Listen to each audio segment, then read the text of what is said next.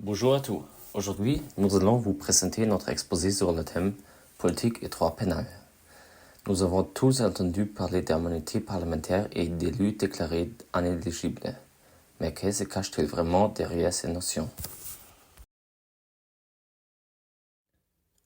Trois visages, une même question. Nicolas Sarkozy, François Fillon, Marine Le Pen. Trois figures majeures de la politique française, toutes poursuivies ou condamnées par la justice. Dans un monde instable, tendu et fortement médiatisé, le droit pénal ne se limite plus à sanctionner des faits. Il peut aider d'une carrière, influencer une élection, écarter un adversaire. Il peut aussi protéger l'intégrité démocratique ou devenir un outil de pouvoir et d'exclusion. Alors, une question se pose. Le droit pénal protège-t-il la démocratie ou affaiblit-il le pluralisme politique? Dans cet exposé, nous allons explorer cette tension à travers trois mécanismes: l'inéligibilité, l'immunité et l'instrumentalisation du droit pénal. L'immunité est une exception à la loi qui protège ses bénéficiaires contre la persécution judiciaire.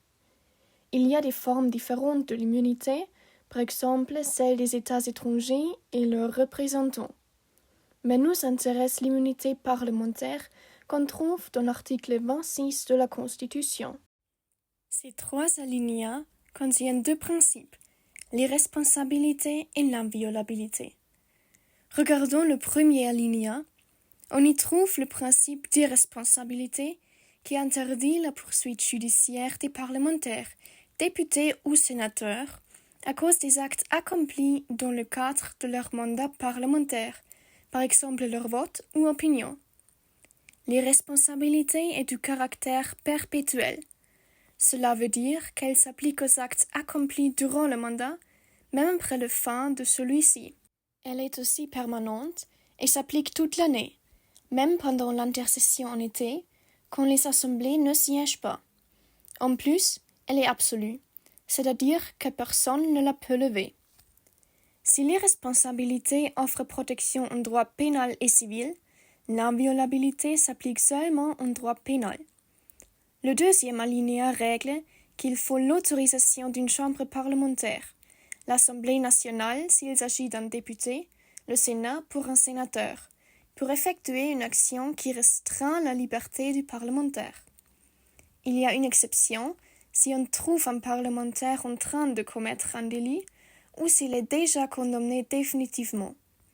L'inviolabilité ne s'applique qu'aux actes accomplis hors du cadre du mandat parlementaire en tant que simple citoyen. Sa portée est réduite à la durée du mandat. Selon le troisième alinéa, la Chambre parlementaire respective peut demander la suspension des mesures restrictives en effet pour la durée de la session, pour qu'un parlementaire puisse exercer son mandat effectivement. Voilà une comparaison entre l'irresponsabilité et l'inviolabilité. L'immunité parlementaire en général vise à préserver la séparation des pouvoirs législatifs et judiciaires et à garantir la liberté du mandat parlementaire. L'inéligibilité. D'abord, qu'est-ce que cela signifie?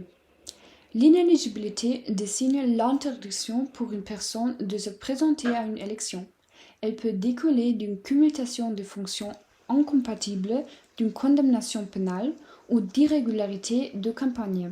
Son application suit des règles fixées par la loi et doit être décidée par le juge compétent. Le juge peut prononcer cette inéligibilité pour une durée maximale de 5 ans dans le cas d'un délit et 10 ans dans le cas d'un crime. Elle peut intervenir avant ou après une élection avec des effets variables. Passons maintenant à 3 cas récents: Nicolas Sarkozy, François Fillon et Marine Le Pen. Tous ont été confrontés à des affaires judiciaires qui ont mené ou pourraient mener à une peine d'inéligibilité. Commençons avec Nicolas Sarkozy, ancien président. Il a impliqué dans 2 affaires.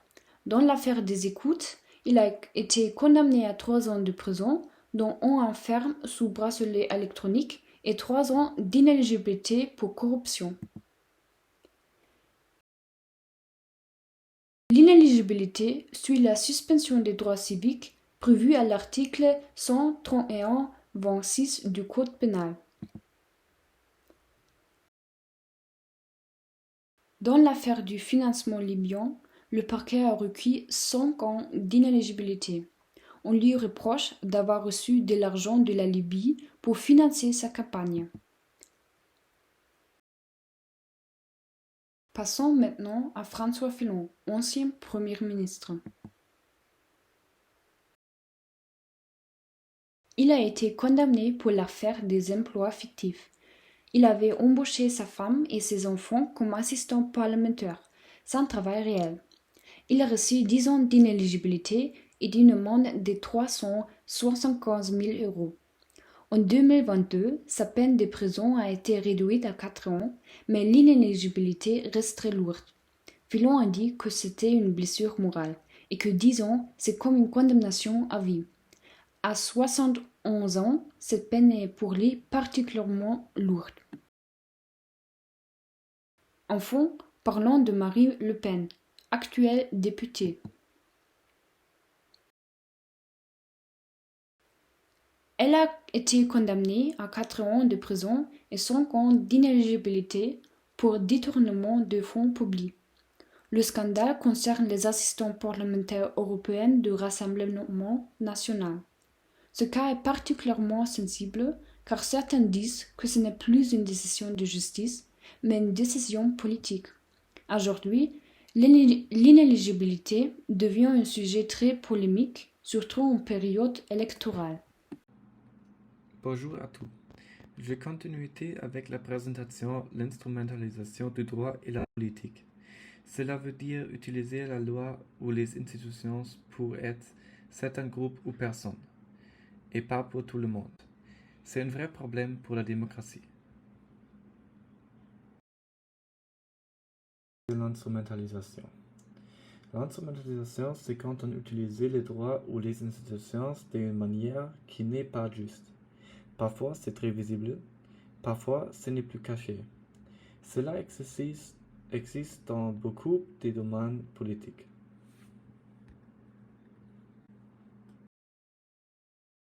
C'est quand on utilise une personne, une chose ou une idée juste pour atteindre un but. Ce but n'a souvent rien à voir avec ce que la chose représentait au départ. Mais alors, où est la limite entre usage légitime et manipulation? Il y a différentes formes d'instrumentalisation.